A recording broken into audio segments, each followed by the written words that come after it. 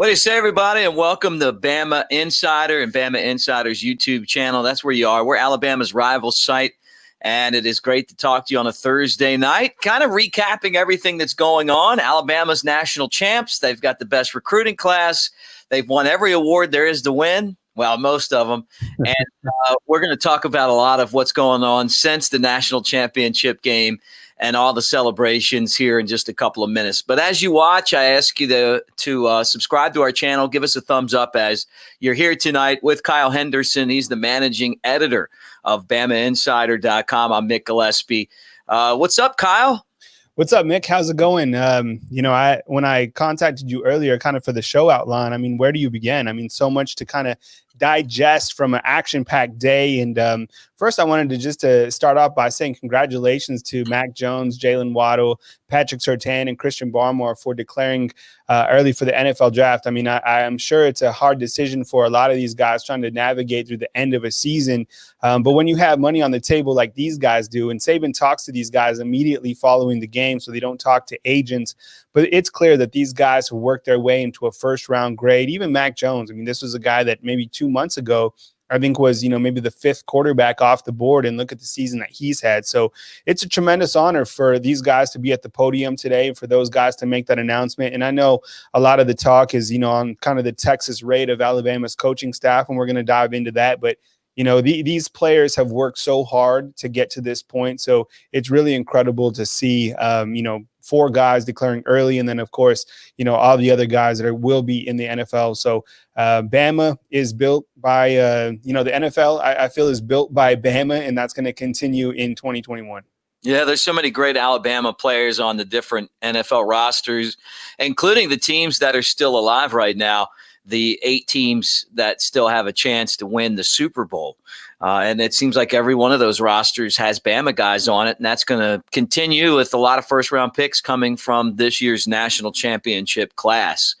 Great to talk to you guys tonight. Thumbs up as you watch. Subscribe to our channel. We're closing in on 50,000 subscribers, and we couldn't do it without you guys. And we bring you great programming, at least we try, because of your support. So roll tide to you tonight. Let's talk about Nick Saban.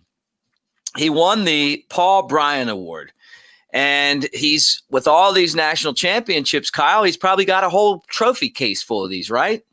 Yeah, you would think so. But this is his only the second time that he's won the award, since I think it was the last time he won it was in 2003. And the first time that he's won the Paul Bear Bryant Award since he's been at Alabama. It's pretty incredible to think about that, because Nick Saban's been here since 2006, and this isn't the first national title that he's won, right? The guy's put together 7 titles and finally wins this incredible award at the end of the season. You would think that he has like 5 of these awards or something like that. But when I got the information last night, I realized just how big of an honor this is for him just to win this award for the first time since 2003, which is kind of shocking. So it doesn't surprise me, all these accolades that go into, Saban and Alabama's program. But when you are declared, the top college football coach, and I was reading kind of more into the Bear Bryant Award, this is the only award, which is kind of odd to think, that is awarded after the entire season. In my opinion, they should all be awarded after the season, right? Especially the Heisman Trophy. But the Bear Bryant Award goes to a coach who's making the most impact on and off the field. And I think what Nick Saban and Miss Terry Saban have done in Tuscaloosa, Alabama is fantastic. They really give back to the community. An example of that is driving home to my house. There's a beautiful park that they're redoing, and they're making it for children that have disabilities. So you always read about Nick Saban winning on the field, but the guy certainly gives back a lot to Tuscaloosa, and him and Miss Terry have done a great job in doing that. Philanthropy is a big part of their overall philosophy. So, to have him win another award is kind of just the cherry on top. But I don't think he's doing it for the awards. I think he's, number one, doing it to win. And number 2, that's just the type of person him and his family are. I remember when Nick Saban arrived at Alabama, and I don't know that this is true or not, but the rumor was that there was an email sent, hey, if you see him on campus, don't stop and talk to him, don't look at him. It was like, and people were like, okay, well, they were just so elated that he was there. And then it didn't really feel like a warm and fuzzy relationship. like he won these football games, but I think that in 2011, when the tornado came through Tuscaloosa, and I've heard from other people too, but I just noticed a different Nick Saban. And maybe it was always there, but the tornado, Kyle, I mean, all this destruction, Sure. all these people that were killed. I left baseball for a week and volunteered with the university and drove around with, actually Michael Casagrande was one of the people that was with me, Finest Gadsden. We were all out there just volunteering, and ever since then, I've just seen a different Nick Saban. And maybe I just didn't see it before, or maybe there was something that changed. Now you're to the point where he wins a championship, and maybe there's some tears rolling down the cheeks of his face. He's so focused. I didn't know players like I know some of the former players now, and all they have to say about the guy is just how much better he's made their life. Not just the winning part of it, not just the fact that Alabama has – every recruiting class has won at least one championship. One class won 3, right? It's bigger than that.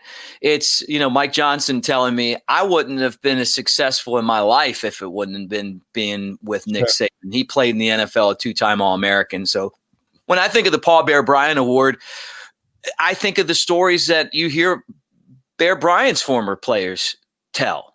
And when you hear those guys talk about what it was like to play for the Bear, not a lot of it's coaching football. It seems to always be this other stuff that is helping them become a better man, a better person, a better family guy, a better dad, better business person. And so it's a really special award on what has been just a perfect season for Alabama and Nick Saban. So I think it's cool that he won it. Especially because, look, he just passed Bear Bryant for the most national championships. So congratulations to Coach Saban. Now, he's going to have a lot of work cut out for him, Kyle. And before we really get into Steve Sarkisian's raid on Alabama's coaches, I want to ask everyone that's hanging out with us tonight, give us a thumbs up, subscribe to our channel as we talk to you about Alabama football. That's Kyle Henderson, and I'm Mick Gillespie. Look, I was hard on Sark. I mean, like I said it before, I'll reiterate what I said. Alabama paid the guy $3 million. That's the most of any assistant coach to be an offensive coordinator for 13 games. I was a little concerned when he took the Texas job. There was still one game left, but Kyle, I got to give the guy credit.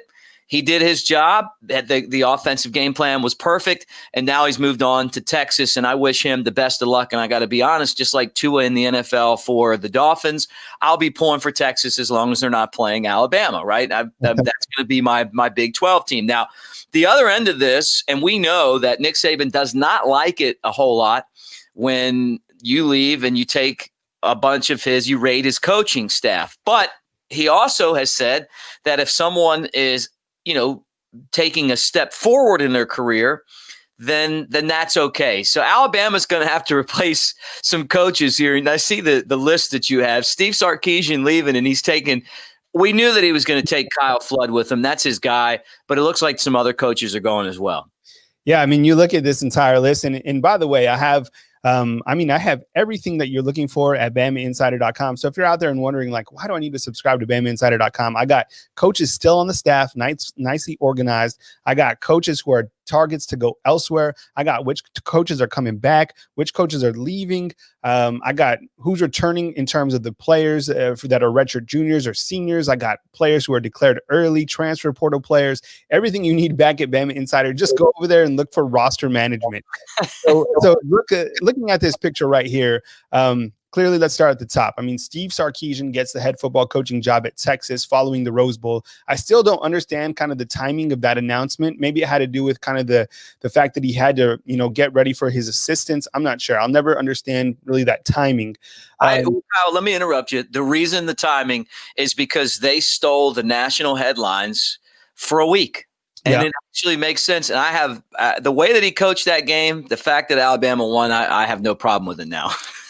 Was very and like we talked about, I mean, he did call a fantastic game. I mean, the guy was completely dialed in and did his job. So following that, and as you talked about with Chris Lowe, one of the biggest no-nos is to raid Saban's staff when you do go to another program. And that's exactly what Sarkisian did. I mean, I haven't seen this. We've seen coaches leave every single year from Alabama. It happens all the time. It's going to happen after this next season, right? But I've never seen all these guys go to one school. I mean, that's a complete raid. So you look at Kyle Flood, did a tremendous job at Alabama as the offensive line coach the past 2 seasons. They won the Joe Moore Award, the offensive line. It's the best offensive line in America. He played a big role in that and also helping Alabama land an incredible class of 2021, right? Terrence Ferguson, J.C. Latham, Tommy Brockmeyer, the Brockmeyer brothers. So all those guys coming in were in part because of Kyle Flood. You also have Jeff Banks, and that was announced today. Now, check this out. Jeff Banks was a tight ends and special teams coach here at Alabama. He was making $720,000 at Alabama as a tight ends and special teams coach. That's more than any of the other coaches besides Steve Sarkisian, okay? So what can Texas offer him? Well, Texas is going to put him up at 1.1, 1.2, I think, in the second year, and 1.3 in the third year. So, if there's more money out there, it's at Texas, which is hard to believe, but Texas has endless funds, right? You also have AJ Milwee, who is at Akron for a couple years as an offensive coordinator, and then he came to Alabama as a somewhat of a staff assistant, kind of a quarterback whisperer, so to speak. He was Steve Sarkisian's kind of right-hand man, and he is leaving to Texas where he'll coach the quarterbacks. He was on the field twice this year coaching for Alabama when COVID hit the coaching staff a couple times. And then the list goes on. You have Major Applewhite, who used to be at Houston as the head football coach. He's now the OC at South Alabama.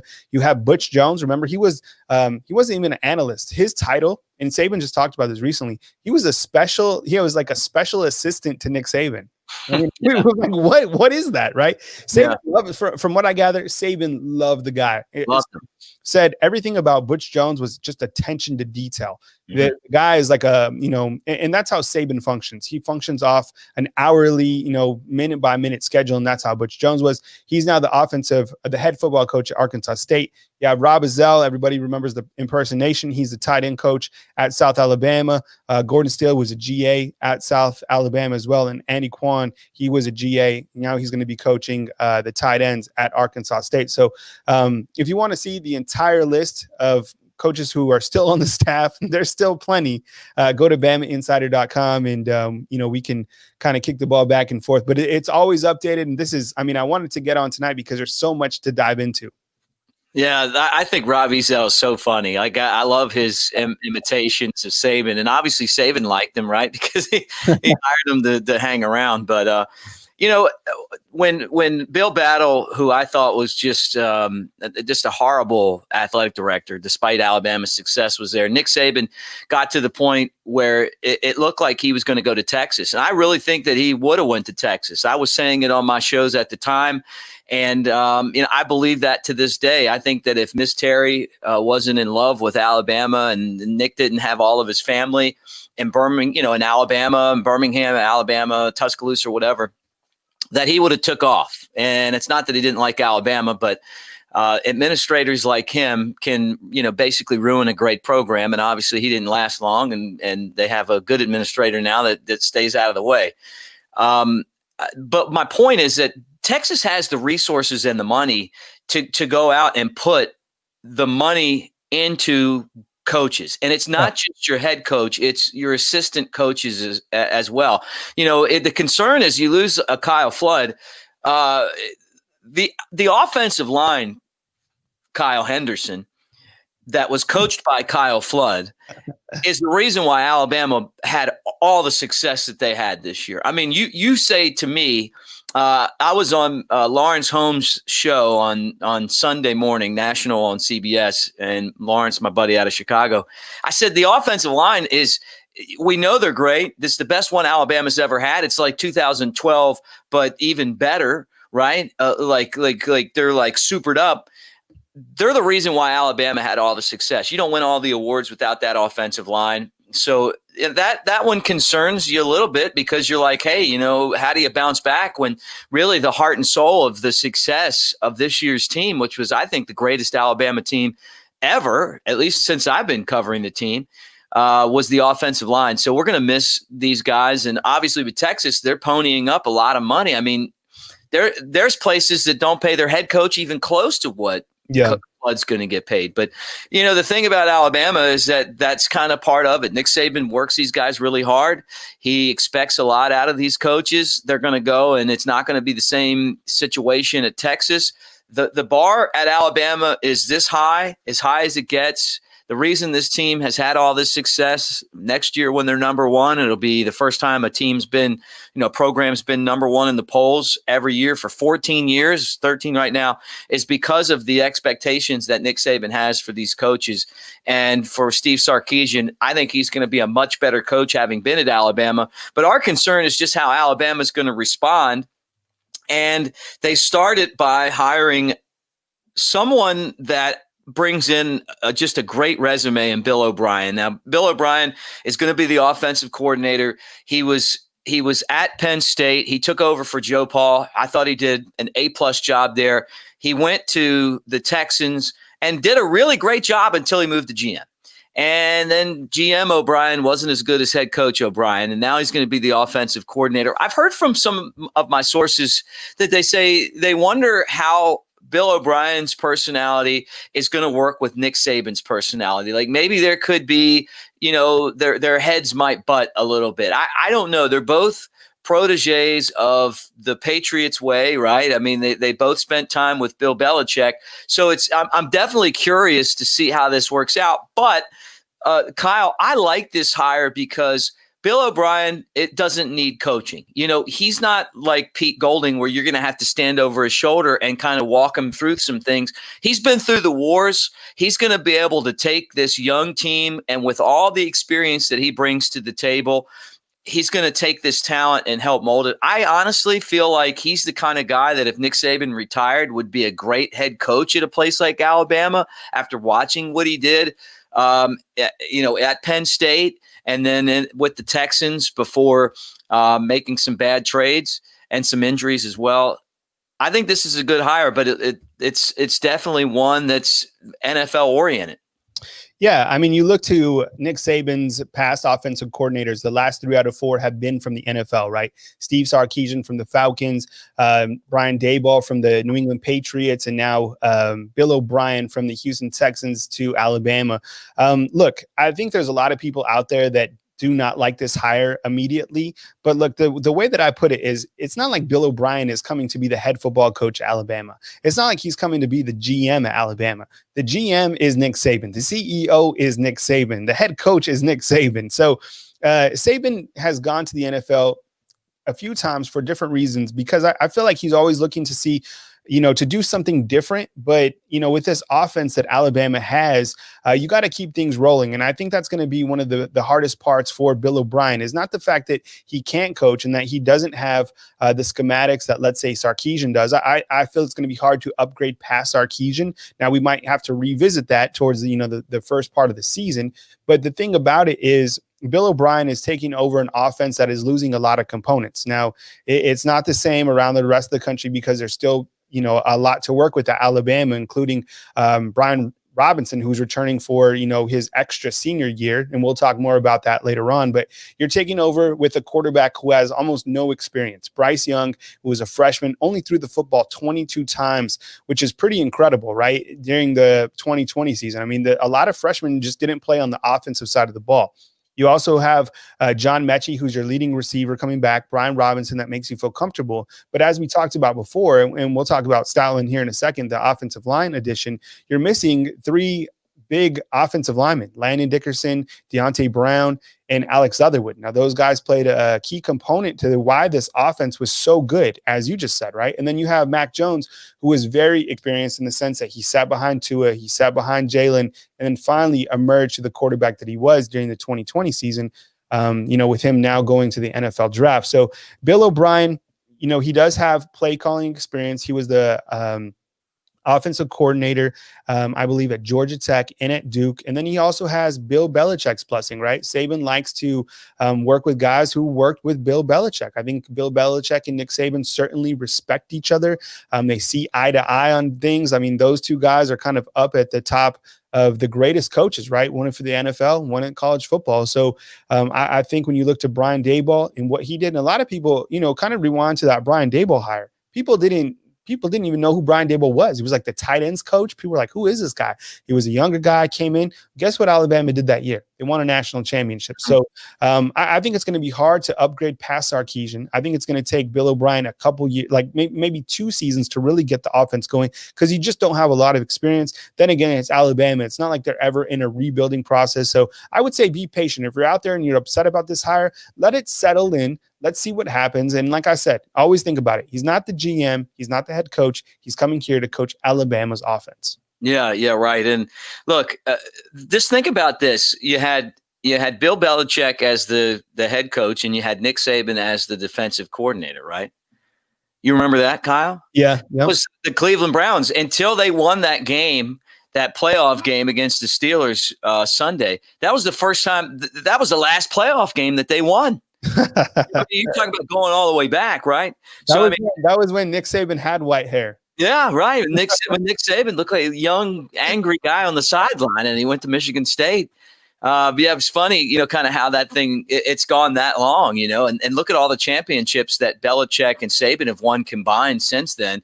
Just typical Cleveland, where they had 2 of the greatest coaches ever right on their sideline, and they didn't realize it at the time. But it looks like the Browns are moving in the right direction now. I see in the message boards, people are like, hey, what about Pete Golding to Texas? We're going to get into Jeff Stoutland, who we expect to be the offensive line coach. But Kyle, can I just call a timeout? I'm going to ask everybody that's watching, give us a thumbs up and subscribe to our channel as we hang.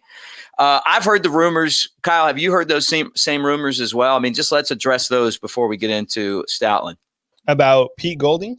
Possibly going to Texas. Yeah. So actually, I was informed, maybe like 5-6 days ago, and it was the same source that told me about Jeff Banks. And now they've been asking about Pete Golding and kind of, trying to figure out, what type of coach he is. And I think Texas is certainly interested in Pete Golding. I put an update on Bama Insider. I think it was the Texas 24/7 site that actually said that he is a major target, and that being Pete Golding to Texas. So we're continuing to track it. I also got another update that Zach Arnett is also interviewing for the DC position at Texas. So that would be interesting. Zach Arnett actually started out in Albuquerque, played for the New Mexico Lobos, and just kind of see his career transform has been really interesting, to kind of track the progress that he's made. Very younger-minded coach.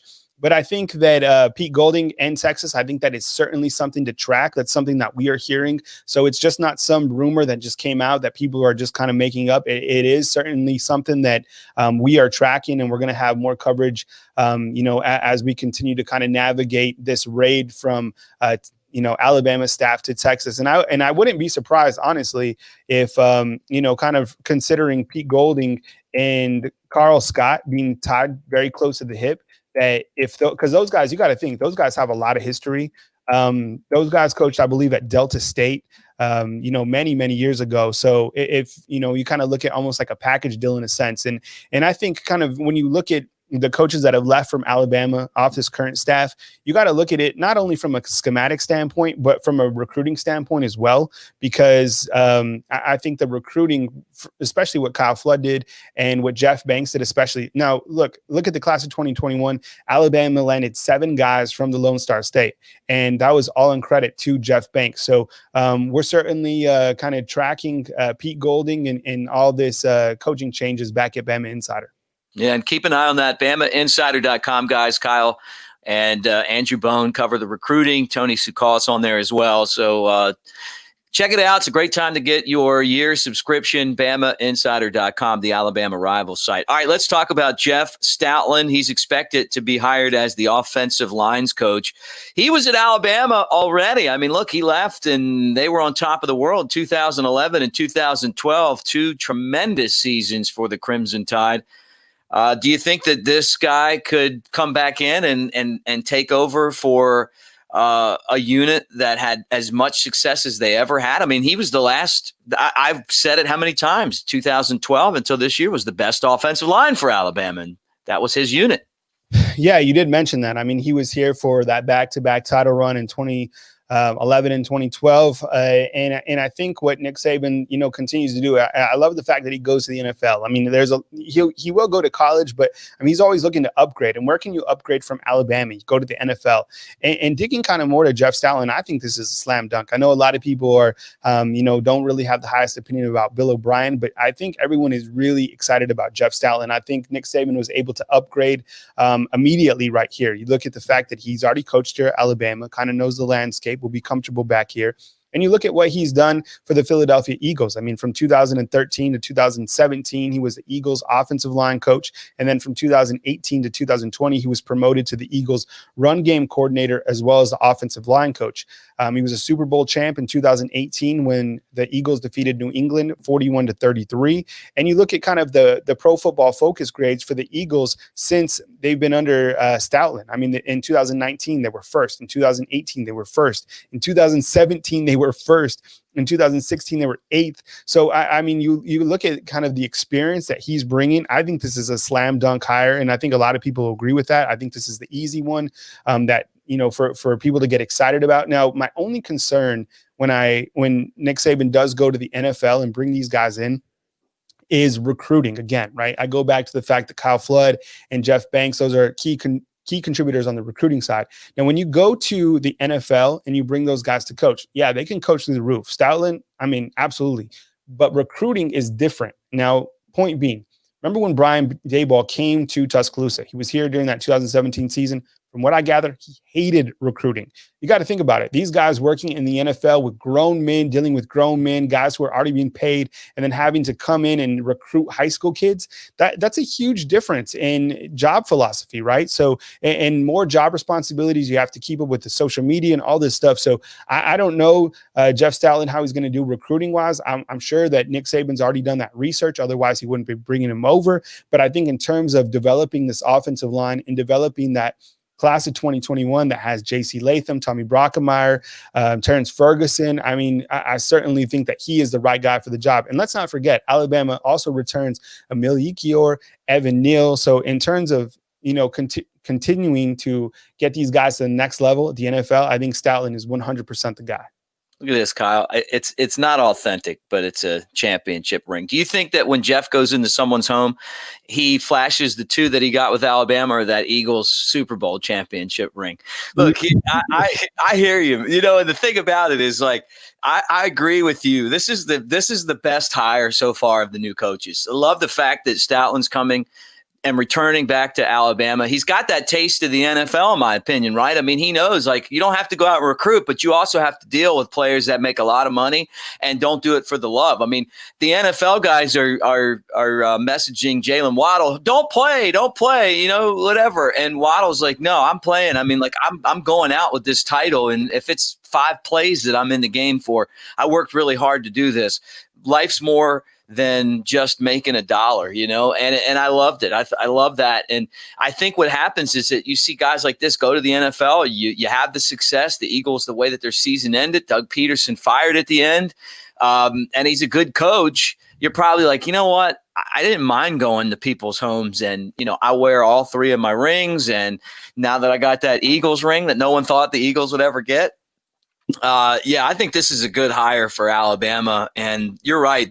It's tough to come off the greatest recruiting class of all time, but at the same time, it's like, that also means that you're going to lose people.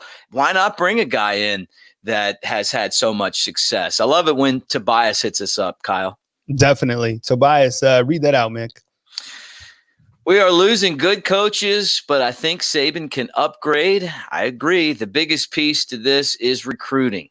The good thing is that it's happening now, and we need another great class. Roll Tide. Look, Tobias, you are exactly right, and it is happening now. But Alabama's got, from what my estimation is, one of the best classes coming in that they've ever had, if not the best. And I think that they're going to continue to roll. I like this hire. And what you're seeing now is a lot of these coaches like Jeremy Pruitt. I wouldn't be surprised if Tennessee and Jeremy Pruitt end up parting ways at some point, I could see him coming back to Alabama and being the defensive coordinator for a long time. Hey, you go out, you make your money, you give it a try there, but you figure out that, you know what, my best fit is doing this. Why not go to the place where you're going to have the best resources? You're going to have work for someone that demands a lot out of you, but teaches you a lot. You're going to have the best players that you could possibly have. So, here's a situation just kind of like that, where a guy was there, did the job, and then now he's coming back again. He won't have, though, Kyle, this foursome. Well, really, he'd only work with two of these guys that declared for the NFL draft today. I'm going to name these guys, but first, as you watch, we love having you here on the Bama Insider YouTube page. We invite you over to BamaInsider.com for all the latest news on coaching changes and recruiting and everything else. But today, and thumbs up and subscribe, guys, as you hang out. Today, juniors declared for the NFL draft. They had their press conference, and all four of these guys said, hey, we're going to the NFL. No big surprises. Mac Jones, Patrick Surtain, Jaylen Waddle, and Barmore all off to the NFL. Yeah, I mean, in no big surprises, like you said. And just as we talked about earlier in the show, I mean, what a tremendous honor for these guys to, finish out as national champs, going perfect. And let's start with each of these guys and talk about them. We'll start with the left, Mac Jones. I mean, 4,500 yards passing. I mean, the guy just had this ridiculous season. There was zero chance that he would come back in 2021. I mean, the guy at the start of the season wasn't getting any type of hype. People didn't think that he could get the job done. Comes in and is just super efficient the entire year. 77% completion percentage, which is just mind-boggling. I mean, you look at you pair that with the wide receivers, and you also pair that with Steve Sarkisian. These guys had a great game plan all season long, and Mac Jones made few mistakes. I mean, think about it. What do you have? Like 4 interceptions? You take away the couple tipped interceptions that he has, he probably only finishes with 2 interceptions, which is crazy. So I think, a lot of people have been talking to him a first-round pick now. So I completely agree with that. Jaylen Waddle, I mean, the guy is lightning in a bottle. The gritty performance that he put on in the title game, outstanding. I mean, this guy is a warrior. Comes in, doesn't have to play. He's already a first-round pick, right? He's like with that 1 through 10, maybe 1 through 12 round. He's going to be getting that Jerry Jeudy or Henry Ruggs type money. The guy is incredibly fast, 4.3. He's ahead of schedule in terms of his health and mobility. He's going to do some NFL combines or whatever they do before, whatever type of combine that they have because of COVID. But guys are going to see him. People already know. Look at the tape. The guy is incredible. And I can't even imagine. Can you imagine if he came back? That would have been crazy to think about. And then you have Patrick Surtain. What I like about Patrick Surtain, of course, his father played in the league, so we all knew that he was going to play in the league, but he has good length. He's about 6'3", and I think he's a bigger corner, and I think that's going to help him flourish in the NFL. He has good speed, a lot of pass deflections, and he doesn't give up a lot of pass receptions. You look at Christian Barmore on the right. He was a redshirt sophomore. A lot of people are like, he's only a sophomore. No, he's a redshirt sophomore. So eligibility-wise, he's played 3 years at Alabama, so that made him eligible. And I think towards the middle part, toward the end of the season, this guy really increased his draft stock. I knew that Barmore was going to be a beast, but he became a lion towards the end of the season. And I wish he got to play even more during the 2019 season. I think Alabama could have really used him, but they found a way to really get to him. He had 8 sacks. He got after the quarterback. He played angry, put a lot of heat on all quarterbacks, and especially, in the later parts against Notre Dame. Remember when he fell on Ian Book? Book didn't look too comfortable on that. And then he also put heat on Justin Fields all night. So all 4 of these guys, you're looking at millionaires right now, and credit to them because they certainly worked on their craft to get where they are, did a fantastic job. Really incredible to see these guys declaring early. No surprise with all these 4 guys. Another announcement is that Dylan Moses is going to the NFL. Kyle, you and I talked about this in our pre-show meeting. Wish him the best. I really hope that he gets an opportunity there. I know that he was criticized by a lot of Alabama fans that, he wasn't as dominant this year. I think that he was dealing with just kind of life with this surgically repaired knee. And I hope that eventually he gets back to what he was before the knee injury. I don't think Alabama wins the national championship if they don't have guys like him. And on defense, they missed him desperately last year. It cost him dearly. This year he came back and really struggled through the pain. And I know that when you grade him out, he wasn't as good as he was the last time he played before the injury. But this guy's got a ton of heart. He's one of my favorite players on this team, and I just wish him the very, very best as he moves forward. Yeah, I mean, the thing about it is, I mean, he was never healthy, right? I mean, the guy came back, for this senior season, and he just wasn't healthy. I bet he played maybe, at 65, 70%. So I think when you look to Dylan Moses, there's two things that stand out to me when I look at kind of his projection in the NFL. Number one, his intelligence. If you've ever had an opportunity to listen to him kind of break down film and talk about the schematics of the game, do it, because the guy is very intellectual. He's a coach on the field. He's a leader. He's got that alpha mentality vibe. So I think when GMs and NFL coaches talk to them, that's really going to set him apart. Now, the other factor I think about is his overall athleticism. This was a guy that was close to a 4.3, 4.4 type guy, believe it or not. I mean, tremendous speed from a linebacker like this. He's out of the Baton Rouge area. I don't know if he's ever going to get back to that type of speed. But the point is, he does have the athleticism. And I think if he can really rehab and get to where he needs to be, it might be 2 seasons from now. But I think overall, because of his intellect, I think he's really going to flourish. And I know he didn't have the season that everybody was expecting him to have, but he came with it every single time. The guy could barely walk before the national title game. Honestly, he looked like he needed a cane. I'm serious. I'm not exaggerating.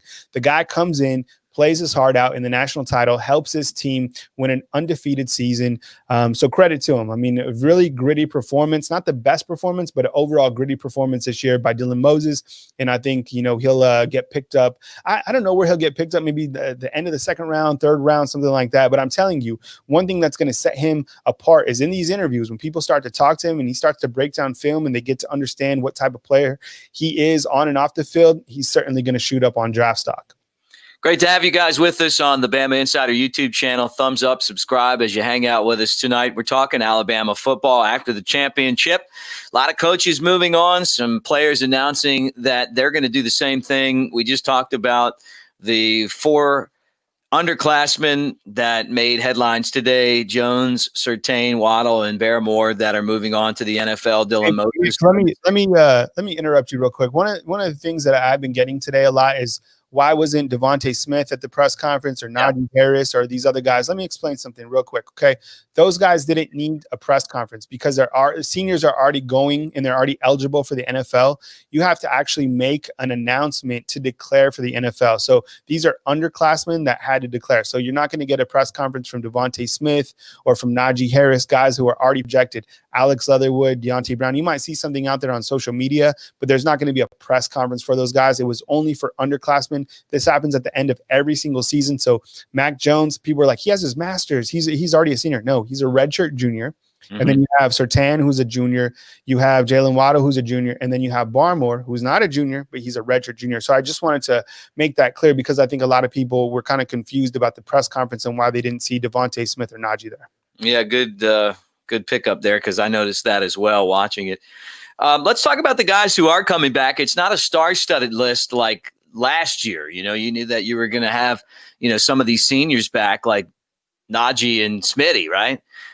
This year, not going to the NFL, Phil Mathis, Chris Allen, and Josh Jobe. So players that look, they play a lot. Some of those guys, or not, if not all of them, have started, but they're also not game changers yet. Yeah, they're not game changers yet, but I think one of the guys that we have to kind of circle around, you're going to hear a screenshot real quick as I kind of further my point on this. Let me get this for you guys so I can talk over it. And we're talking guys who are returning, along with, there's several other returners. So we're going to break it down a million different ways, kind of going into the 2021 season before, spring practice. But here's kind of a quick glance. Now, these aren't all the juniors that have said that they're going to come back. So we continue to update these lists at BamaInsider.com. I literally keep this updated every single day, all the time, right? So if you want it, we got it back at Bama Insider. Okay, so let's just start at the top. And I think this is the biggest impact right away. You look at Brian Robinson coming back. And look, not to discredit anything from the defensive players that are returning as as juniors. But Brian Robinson coming back is big for the offense. You look at Bill O'Brien, he doesn't have a lot to work with in terms of, returning experience, but you got Brian Robinson. So right off the bat, you got a guy who's already been in the program for 4 seasons. He's a hometown hero, being from Hillcrest here in Tuscaloosa, Alabama. Similar playing style to Najee Harris, not as athletic, but just as powerful.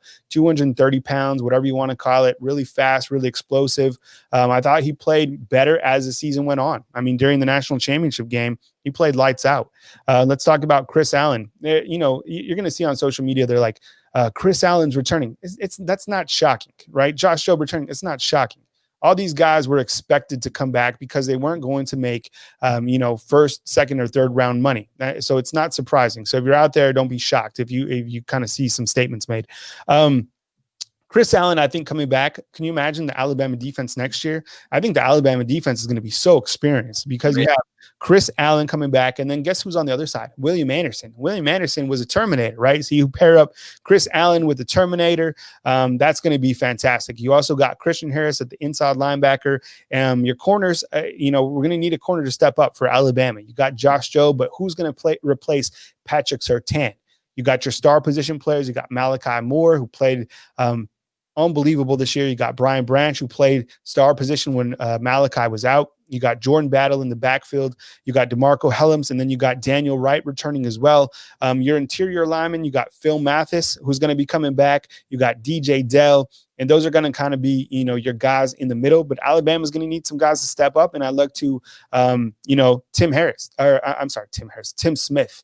Tim Smith, I mean, if you guys saw Tim Smith play this year for Alabama as a freshman, I know you guys were blown away. Him and William Anderson were incredible. William Anderson, Malachi Moore, Brian Branch, all those guys as freshmen really played outstanding this year. So you look at kind of the vets that are returning in 2021.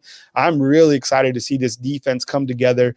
And, with Chris Allen kind of leading the way and Josh Jobe, Daniel Wright, I mean, the defensive nucleus, you should be really excited about.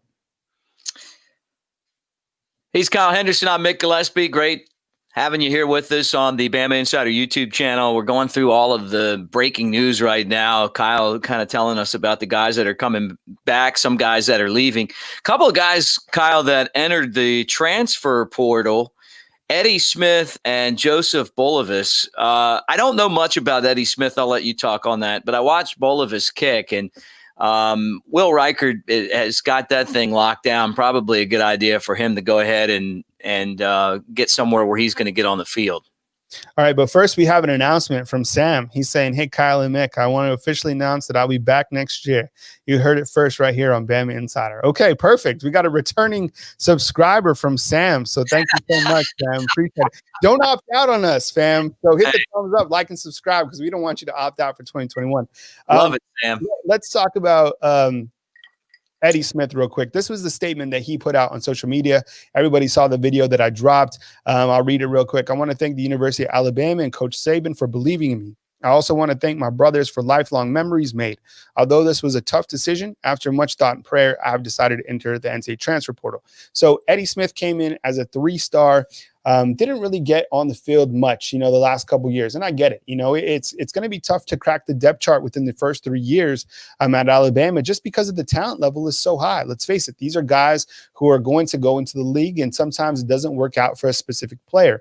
It's not all about, the talent. Sometimes you might just fit into a place better academically. So the NCAA transfer portal, I think of it kind of as the wild, wild west right now, kind of like the free agency. But if a program doesn't fit you and you can fit in better somewhere else, then I think as an athlete, you definitely have to do best for you, because coaches are doing what's best for them, right? You look at kind of all these coaches from Alabama, it's not like they were like, oh, we got to do what's best for the players. No, they did what's best for themselves. And if the players have the opportunity to do that, then they should be allowed to do that too.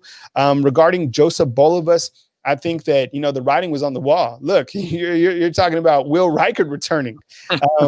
Every kicker should enter the transfer portal because Will Reichard's returning. The thing about Will Reichard, let me see if I can get a photo real quick, because I like to talk when, there's a photo over us talking about these guys.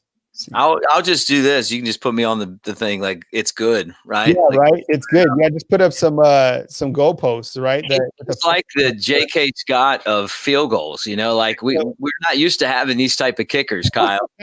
This guy was incredible this year, right? So the past years, I mean, people were like Alabama kickers, like Nick Saban did something because he can win on the field, he can win on recruiting, but his field goal kickers suck. Well, if Nick Saban was going to upgrade any position, it was the kicker, and he did that. So Will Riker comes in. Nick Saban knew he was going to be that guy last year, but he had a hip flexor injury, so he only played like 5 games or something like that. And someone's saying, don't wait, you're wasting your time talking about the kicker. No, Will Riker, you take away all the points that he had this year, Alabama's not winning as many games as they did. He played a critical role in this team. He was a field goal kicker that didn't miss a field goal and didn't miss a PAT. Last year, Alabama, I think, missed like 9 PATs or something like that. And every single time someone came up to kick, people were freaked out, right? They were like, oh my God, we got to kick a field goal. Like, please, do something, pray the rosary. But now you're like, Will Riker's, comes up and he comes through and he's killing it. So Will Riker did a fantastic job this year. He's coming back. He'll only be a junior next season. So you're going to have Will Riker to talk about for a couple more seasons. Yeah, Kyle, look, take it from a long-suffering Alabama fan when it comes to kicking. I mean, this goes back long before you showed up. I mean, there was this game in Arkansas where they missed 5 field goals, and most of them were chip shots, So when I saw Riker play at Hoover High, I'm like, all right, this guy's committed to Alabama. I mean, he's a one heck of a kicker. And then last year he wasn't himself. He was injured, and Alabama couldn't kick. And this year he made it look easy. I think next year he's going to be a really integral part of the Alabama offense because I don't know that they're going to score touchdowns as they drive down the field every time. I mean, you hope so, but I got a feeling that there's going to be a lot more close games. I don't know that next year's team with, a lot of young guys is going to lead every single game and never fall behind after, halfway through the 3rd game of the season, which was really phenomenal when you look at the way that things went down this year. So, well, Kyle, look, we said we were going to do a half hour. And we have blown right by it because we're having a great time. Anything else that you want to add before we bid everyone farewell for the night? Yeah, do what Nick Saban's doing right here and hit the thumbs up. We appreciate you guys more than you guys know. I think we're entering 2021 with a lot of momentum, and I'm talking about the channel right here. And you out there have made this channel what it is today, and we can't thank you enough. So definitely hit the thumbs up, like, and subscribe. You're helping us grow as a business. I know it's free to watch, but it's not free to produce. This is what we do for a living. So the super chats, the thumbs up, all the engagement that we get certainly helps us grow our brand. And we hope you give us the opportunity to earn your business back on Bama Insider as well. So just like Nick Saban's doing right here, hit the thumbs up, like, and definitely subscribe. Got to tell all you guys, the season might be over for Alabama, but for Bama Insider, the season just continues to roll on. And Kyle down there, he's like, Nick Saban, always trying to drive us for the next thing to keep you guys engaged. And we really love having you here on this show and on this channel, on the Bama Insider YouTube channel, or if you're listening on our podcast, we throw these shows on our podcast channel as well, Apple, Spotify, or wherever you get your podcast. Also, a shameless plug, there's 708 people, according to my screen, watching. Just go ahead and slide over to the Bama Insider YouTube channel and listen to the Max and Mick podcast. I do this podcast with Max Howe. He's like a broadcasting SEC legend, and he's been a recruiting coordinator in college, and he's a buddy of mine. When I was at the University of Alabama, Max was a regular guest on our university station pregame show. So it's been a lot of fun to kind of reconnect with him and talk college football. We did a show on yesterday, which basically was just about the aftermath of this championship. But any of our content over there, we love when you guys, check that out as well. All right. Hey, subscribe, give us a thumbs up. Thanks for watching. For Kyle Henderson, I'm Mick Gillespie. Roll Tide, everybody.